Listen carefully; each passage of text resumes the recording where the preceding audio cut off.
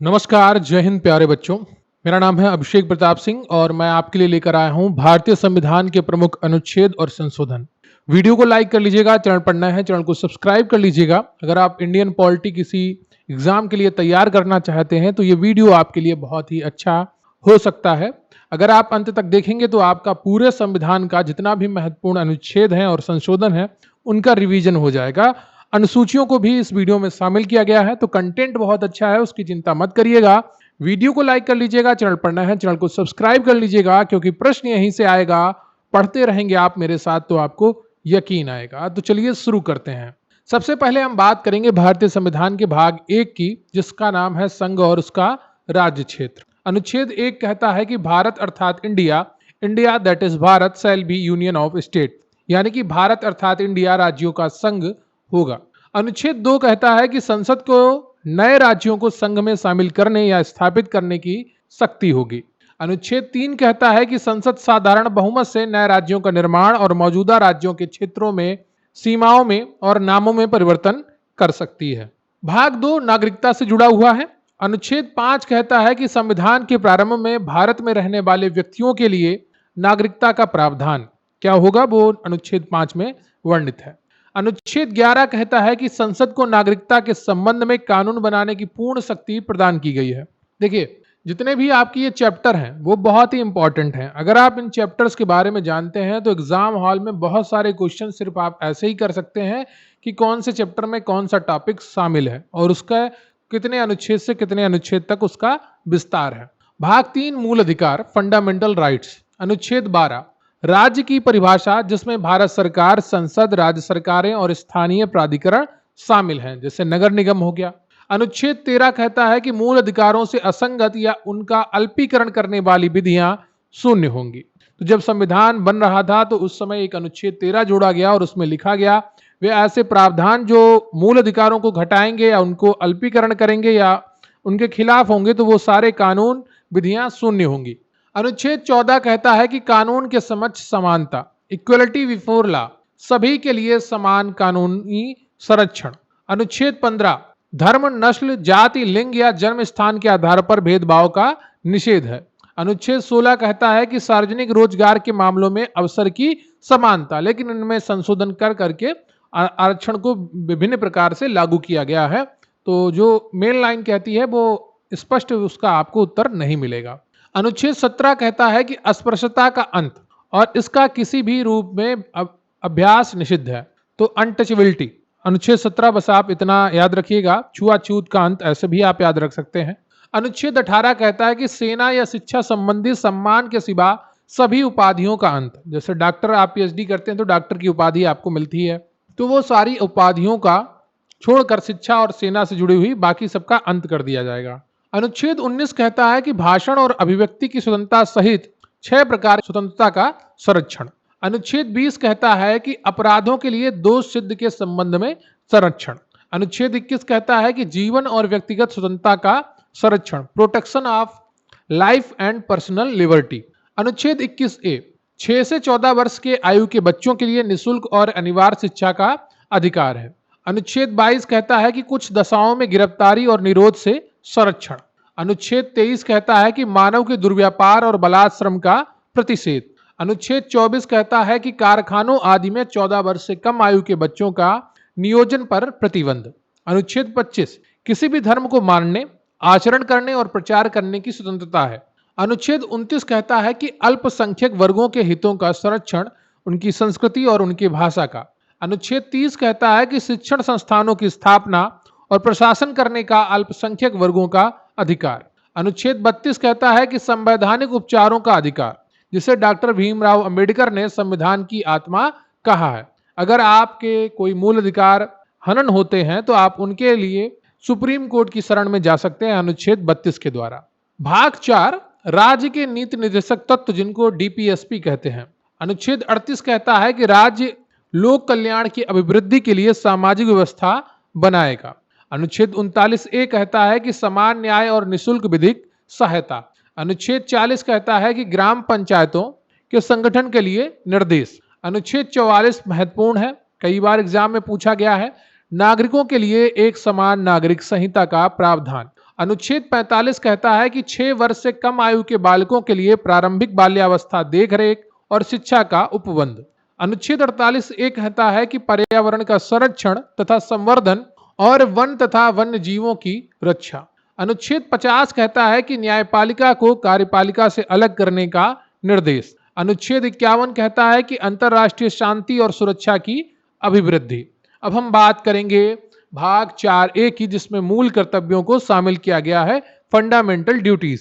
अनुच्छेद 51A में वर्णित है कि सरदार स्वर्ण सिंह की समिति की सिफारिश पर 42 में संविधान संशोधन 1976 द्वारा मूल कर्तव्य जो जोड़े गए थे वो 10 थे, लेकिन बाद में संविधान संशोधन के द्वारा एक 11वां मूल कर्तव्य भी जोड़ा गया था। वो 86 में संविधान संशोधन के द्वारा 11वां जोड़ा गया था। 42 में संशोधन 1976 के द्वारा टोटल 10 मूल कर्तव्य जोड़े गए थे, ध्यान रखिएगा। अब हम बात करेंगे भाग 5 की, संघ द यूनियन। अनुच्छेद 52 कहता है कि भारत का एक राष्ट्रपति होगा। 53 कहता है कि संघ की कार्यपालिका की शक्ति राष्ट्रपति में निहित होगी। बहुत ही सीधे सीधे ये प्रश्न पूछ लिए जाते हैं, तो ध्यान रखिएगा। अनुच्छेद 54 कहता है कि राष्ट्रपति का निर्वाचन एक निर्वाचक मंडल द्वारा होगा। अनुच्छेद 61 कहता है कि राष्ट्रपति पर महाभियोग चलाने की प्रक्रिया। अनुच्छेद 63 कहता है कि भारत का एक उपराष्ट्रपति होगा। अनुच्छेद 64 कहता है कि उपराष्ट्रपति राज्यसभा का पदेन सभापति होगा। अनुच्छेद 72 कहता है कि राष्ट्रपति की क्षमादान शक्ति। अनुच्छेद 74 कहता है कि राष्ट्रपति को सहायता और सलाह देने के लिए एक मंत्रिपरिषद होगी, जिसका मुखिया प्रधानमंत्री होगा। अनुच्छेद 75 कहता है कि प्रधानमंत्री की नियुक्ति राष्ट्रपति करेगा और अन्य मंत्रियों की नियुक्ति राष्ट्रपति प्रधानमंत्री की सलाह पर करेगा। अनुच्छेद 76 कहता है कि भारत का एक महान्यायवादी होगा, जिसको अटॉर्नी जनरल ऑफ इंडिया कहते हैं। यह भारत सरकार का सबसे बड़ा कानूनी अधिकारी होता है। अनुच्छेद 79 कहता है कि संसद का गठन होगा, जो राष्ट्रपति और 2 सदन लोकसभा और राज्यसभा से मिलकर बनेगी। अनुच्छेद 80 में राज्यसभा की संरचना के बारे में जानकारी मिलती है। अनुच्छेद 81 में लोकसभा की संरचना के बारे में जानकारी मिलती है। अनुच्छेद 108 कहता है कि कुछ स्थितियों में संसद के दोनों सदनों की संयुक्त बैठक। अनुच्छेद 110 कहता है कि धन विधेयक की परिभाषा। अनुच्छेद 112 कहता है कि वार्षिक वित्तीय विवरण, एनुअल फाइनेंशियल स्टेटमेंट, जिसे बजट कहा जाता है।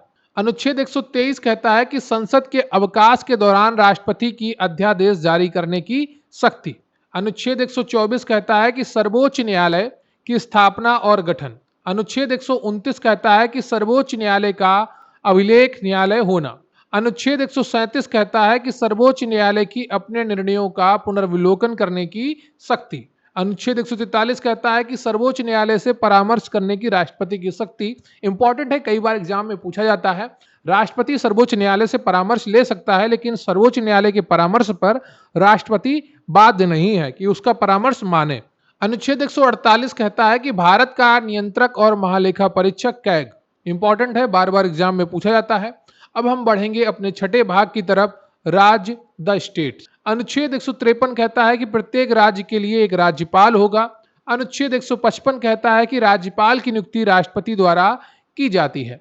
अनुच्छेद 161 कहता है कि राज्यपाल की क्षमादान शक्ति। अनुच्छेद 163 कहता है कि राज्यपाल को सलाह देने के लिए राज्य मंत्रिपरिषद होगी। अनुच्छेद 165 राज्य के महाधिवक्ता की बात करता है, advocate general for the state. अनुच्छेद 169 राज्यों में विधान परिषदों का उत्साधन या सृजन की बात करता है। अनुच्छेद 200 कहता है कि विधेयकों पर राज्यपाल की अनुमति। अनुच्छेद 213 कहता है कि विधानमंडल के अवकाश में राज्यपाल की अध्यादेश जारी करने की शक्ति। अनुच्छेद 214 कहता है कि राज्यों के लिए उच्च न्यायालय की व्यवस्था होगी। अनुच्छेद 226 कहता है कि उच्च न्यायालयों को रिट जारी करने की शक्ति। जैसे अनुच्छेद 32 में सुप्रीम कोर्ट रिट जारी कर सकता है, वैसे अनुच्छेद 226 के द्वारा उच्च न्यायालय रिट जारी कर सकता है। अनुच्छेद 214 से जुड़ी हुई एक और बात है कि एक से अधिक राज्यों के लिए भी एक उच्च न्यायालय हो सकता है। भाग 8 की बात करेंगे, संघ राज्य क्षेत्र, द यूनियन टेरिटरीज। भाग 7 निरसित हो चुका है। अनुच्छेद 239A दिल्ली के संबंध में विशेष उपबंध करता है। अनुच्छेद 241 संघ राज्य क्षेत्रों के लिए उच्च न्यायालय की बात करता है। भाग 9 और भाग 9A पंचायतें और नगर पालिकाएं। अनुच्छेद 243A ग्राम सभा की शक्तियों का प्रावधान करता है। अनुच्छेद 243B अनुच्छेद 243B प्रत्येक राज्य में त्रिस्तरीय पंचायती राज प्रणाली का गठन की बात करता है। अनुच्छेद 243 डी पंचायतों में सीटों के आरक्षण की बात करता है। अनुच्छेद 243 के पंचायतों के लिए निर्वाचन आयोग की बात करता है। जितने भी पंचायत चुनाव होते हैं, नगर निकाय चुनाव होते हैं, उनको राज्य निर्वाचन आयोग करवाता है। अनुच्छेद 243 क्यू नगर पालिकाओं का गठन की बात करता है और अनुच्छेद 243 जेड ई महानगर योजना के लिए समिति की बात करता है। अब हम बात करेंगे भाग 11 की, संघ और राज्यों के बीच संबंध। अनुच्छेद 248 अवशिष्ट विधायी शक्तियां संसद में निहित होंगी। जिन विषयों पर स्पष्टता नहीं है, उनकी शक्तियां, उन विषयों पर कानून बनाने की शक्तियां संसद के पास होंगी। अनुच्छेद 262 अंतरराज्यीय नदियों के जल संबंधी विवादों का न्याय निर्णय कैसे होगा, उसकी बात करता है, सुप्रीम कोर्ट के द्वारा होगा। अनुच्छेद 263 कहता है कि अंतरराज्यीय परिषद का गठन किया जाएगा। अब हम बात करेंगे भाग 12 की, जहां पर वित्त, संपत्ति और संविदाएं और बाद से जुड़े हुए प्रावधान देखे जा सकते हैं। अनुच्छेद 266 बताता है कि भारत की एक संचित निधि होगी। तो ये याद रखिएगा, बार बार एग्जाम में पूछा गया है, भारत की संचित निधि अनुच्छेद 266। अनुच्छेद 267 ये भी इंपॉर्टेंट है, भारत की आकस्मिकता निधि, contingency fund of India, important है, बार बार एग्जाम में पूछा गया है। अनुच्छेद 279 है, ये भी इंपॉर्टेंट है, वस्तु एवं सेवा कर परिषद, जीएसटी काउंसिल। अनुच्छेद 280 मोस्ट इंपॉर्टेंट है, वित्त आयोग का गठन, बार बार एग्जाम में पूछा गया है। अनुच्छेद 300 विधि के प्राधिकार के बिना व्यक्तियों को संपत्ति से वंचित ना किया जाना, राइट टू प्रॉपर्टी। तो पहले ये एक मूल अधिकार हुआ करता था, लेकिन आपका ये अब एक कानूनी अधिकार है, संपत्ति का अधिकार अनुच्छेद 300 में वर्णित है। आप संक्षिप्त में इस प्रकार समझ सकते हैं, बार बार एग्जाम में ये भी पूछा जाता है। और देखा जाए तो सारे अनुच्छेद ही बहुत ही इंपॉर्टेंट है, बार बार एग्जाम में पूछे गए हैं, जो मैं आज लेकर आया हूं। वीडियो को लाइक कर लीजिएगा, चैनल को नहीं सब्सक्राइब किया है तो कृपया कर लीजिए ना, मुफ्त में होता है। आपका एक सहयोग, आपका एक लाइक, आपका एक सब्सक्राइब हमारे लिए ऊर्जा का कार्य करता है। आपके लिए निरंतर नया कंटेंट, अच्छा कंटेंट लाकर आपका सहयोग करने का मन करता है जब आप वीडियो को सपोर्ट करते हैं। अब हम बात करेंगे भाग 14 की, संघ और राज्यों के अधीन सेवाएं। अनुच्छेद 312 अखिल भारतीय सेवाओं की बात करता है। अनुच्छेद 315 संघ और राज्यों के लिए लोक सेवा आयोग की बात करता है। जैसे सेंट्रल में आपका संघ लोक सेवा आयोग होता है, वैसे राज्य में राज्य लोक सेवा आयोग होता है। अनुच्छेद 323 प्रशासनिक अधिकरण की बात करता है। भाग 15 निर्वाचन इलेक्शन की बात करेगा, बहुत ही इंपॉर्टेंट है। अनुच्छेद 324 चुनाव के अधीक्षण, निर्देशन और नियंत्रण के लिए निर्वाचन आयोग, बहुत ही इंपॉर्टेंट है, बार बार एग्जाम में पूछा गया है। 18 वर्ष चुनाव वोट देने की न्यूनतम आयु होती है, और 18 का वर्ग करेंगे तो 324 आ जाएगा। ठीक है, इस प्रकार आप याद करेंगे तो कभी भी नहीं भूलेंगे। अनुच्छेद 326 लोकसभा और राज्य विधानसभाओं के चुनाव वयस्क मताधिकार पर आधारित होंगे। भाग 16 कुछ वर्गों के लिए विशेष उपबंध की बात करता है। अनुच्छेद 330 लोकसभा में अनुसूचित जातियों और अनुसूचित जनजातियों के लिए स्थानों का आरक्षण की बात करता है। अनुच्छेद 338 राष्ट्रीय अनुसूचित जाति आयोग की बात करता है। अनुच्छेद 338 राष्ट्रीय अनुसूचित जनजाति आयोग की बात करता है।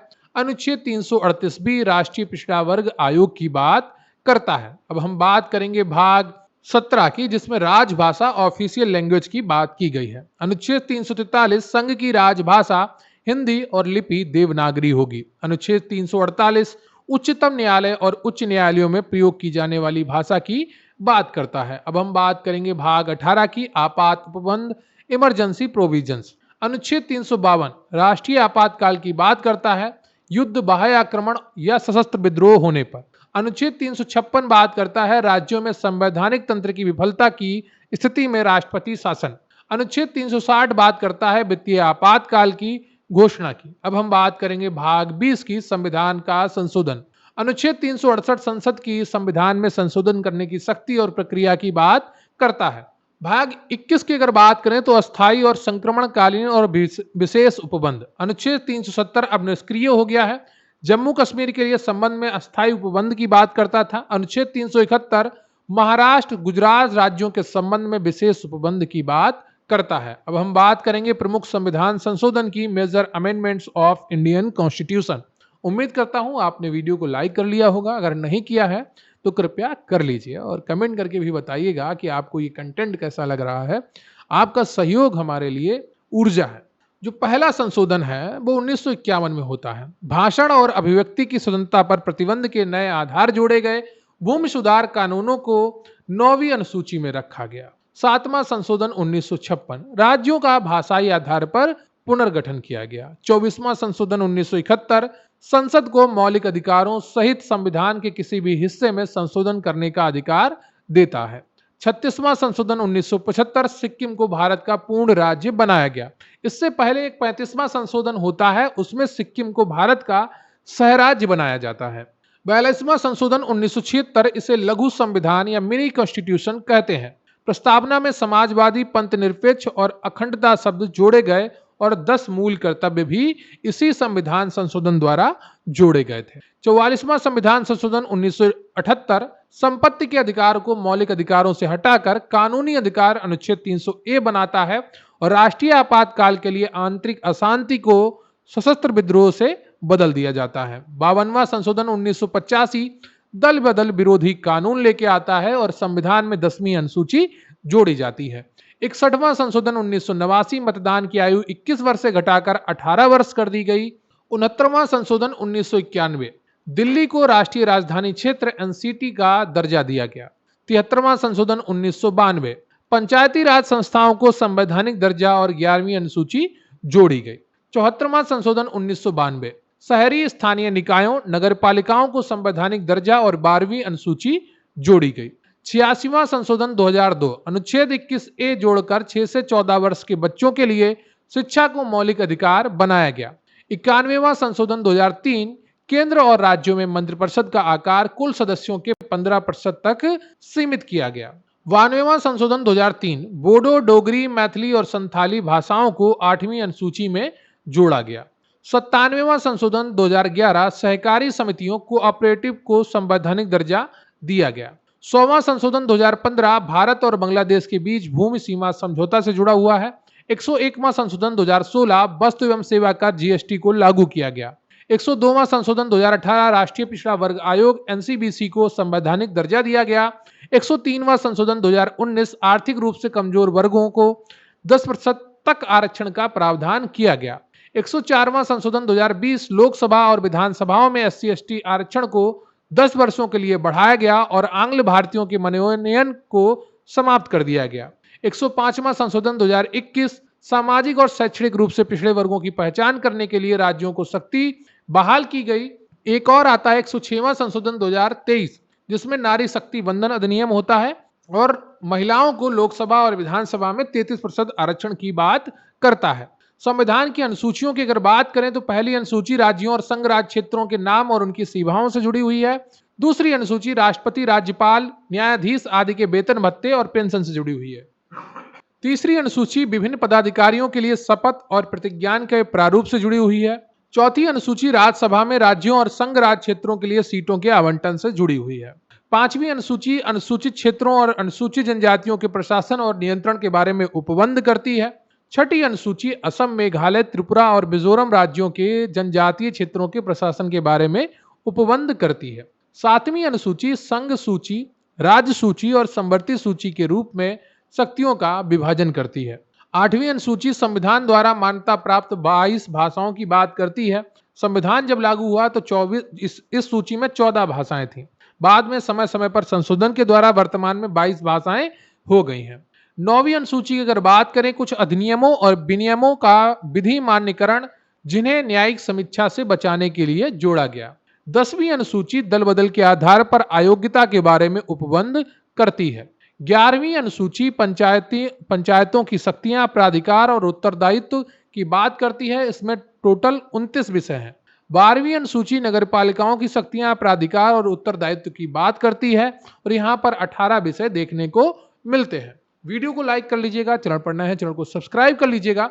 अब हम देखेंगे कुछ अन्य महत्वपूर्ण तथ्य जो आपके संविधान की दृष्टि में बहुत ही महत्वपूर्ण है। संविधान सभा की पहली बैठक 9 दिसंबर 1946 को हुई थी। डॉक्टर सच्चिदानंद सिन्हा संविधान सभा के पहले अस्थायी अध्यक्ष चुने जाते हैं। डॉक्टर राजेंद्र प्रसाद संविधान सभा के स्थायी अध्यक्ष चुने गए। डॉक्टर BR अम्बेडकर को प्रारूप समिति का अध्यक्ष नियुक्त किया गया था। भारतीय संविधान को बनने में 2 वर्ष 11 महीने और 18 दिन लगे। संविधान को 26 नवंबर 1949 को अंगीकृत, अधिनियमित और आत्मार्पित किया गया। भारतीय संविधान पूर्ण रूप से 26 जनवरी 1950 को लागू होता है। प्रस्तावना को संविधान की कुंजी कहा जाता है। केशवानंद भारती मामला 1973 ने संविधान के मूल ढांचे का सिद्धांत दिया। मिनर्वा मिल्स मामला ने मौलिक अधिकारों और नीति निर्देशक तत्वों के बीच संतुलन पर जोर दिया। भारत में एकल नागरिकता का प्रावधान ब्रिटेन से लिया गया है। मौलिक अधिकार का विचार संयुक्त राज्य अमेरिका के संविधान से प्रेरित है। संसदीय शासन प्रणाली ब्रिटेन से ली गई है। राज्य के नीति निर्देशक तत्व आयरलैंड के संविधान से लिए गए हैं। समवर्ती सूची का प्रावधान ऑस्ट्रेलिया के संविधान से लिया गया है। संविधान संशोधन की प्रक्रिया दक्षिण अफ्रीका के संविधान से ली गई है। आपातकालीन उपबंध जर्मनी के वाइमर संविधान से प्रेरित हैं। गणतंत्र की अवधारणा फ्रांस से ली गई है। मूल कर्तव्य पूर्व सोवियत संघ रूस के संविधान से प्रेरित हैं। लोकसभा अध्यक्ष अपना त्याग पत्र लोकसभा उपाध्यक्ष को देता है। कोई विधेयक धन विधेयक है या नहीं, इसका निर्णय लोकसभा अध्यक्ष करता है। राष्ट्रपति और उपराष्ट्रपति की अनुपस्थिति में भारत का मुख्य न्यायाधीश राष्ट्रपति के रूप में कार्य कर सकता है। राज्यसभा एक स्थायी सदन है जिसे भंग नहीं किया जा सकता है। इसके 1/3 सदस्य हर 2 साल में सेवानिवृत्त होते हैं। राज्यसभा के सदस्यों का कार्यकाल 6 वर्ष का होता है। लोकसभा के सदस्यों का कार्यकाल 5 वर्ष का होता है। राष्ट्रपति राज्यसभा में 12 सदस्यों को मनोनीत कर सकता है जो साहित्य, कला, विज्ञान और समाज सेवा में विशेषज्ञ हों। संसद के 2 सत्रों के बीच अधिकतम अंतराल 6 महीने से अधिक नहीं हो सकता। भारत सरकार का प्रथम विधि अधिकारी महान्यायवादी होता है। संविधान को लागू होने के समय मूल रूप से 395 अनुच्छेद, 8 अनुसूचियां और 22 भाग थे। वीडियो को लाइक कर लीजिएगा, चैनल पर नए हैं चैनल को सब्सक्राइब कर लीजिएगा, अपने दोस्तों के साथ अपने ग्रुप्स में भी इस वीडियो को शेयर करिएगा और कमेंट करके बताइएगा कि आपको ये वीडियो कैसा लगा। जो ये आपको 159 बिंदुओं में आपको ये संविधान के महत्वपूर्ण अनुच्छेद, सभी अनुसूचियां और संविधान के महत्वपूर्ण संशोधन, इसके अलावा अन्य तथ्यों को बताया गया है, वो कितने आपको अच्छे लगे, उनकी कितने आपको आते थे। कमेंट करके बताइएगा। मुझे आपकी कमेंट्स का इंतजार रहेगा। अपना ख्याल रखिए। मिलते हैं फिर किसी अन्य वीडियो में। तब तक के लिए जय हिंद, वंदे मातरम।